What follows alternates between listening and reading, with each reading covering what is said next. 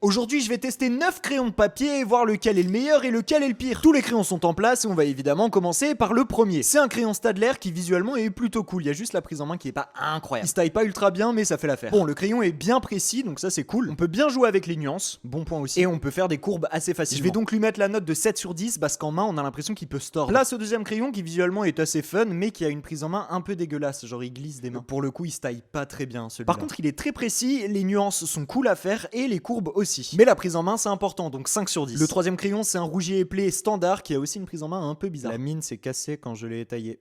Bon, je vous avoue, il est pas terrible, il mérite pas plus qu'un 4 sur 10. Le quatrième crayon, c'est un crayon classique qui glisse des mains comme si c'était du beurre. Et on nous dit que c'est du 2H, mais il fonctionne comme un H. Du coup, bah, ce sera un 3 sur 10. On me ment pas, moi. Ce crayon est censé être incassable, mais il est ultra cheap, il est en plastique. Je vous épargne le test, il est horrible, 1 sur 10. Le prochain, c'est la même chose en un peu plus quali. Mais on se calme, hein, ça mérite pas plus que 3 sur 10. Ça, c'est probablement le crayon le moins cher de toute la liste et il a une très bonne prise en main. Il est vraiment pas mal, si ce n'est qu'il est un peu gras pour du 4H. Et n'oubliez pas, j'aime pas qu'on me mente, donc 6 sur 10. L'avant-dernier crayon, c'est un Faber-Castell qui a une prise en main parfaite. Et évidemment, il fonctionne à la perfection. Le seul bémol, c'est qu'il se taille pas ultra bien. 9 sur 10. Le dernier crayon, c'est...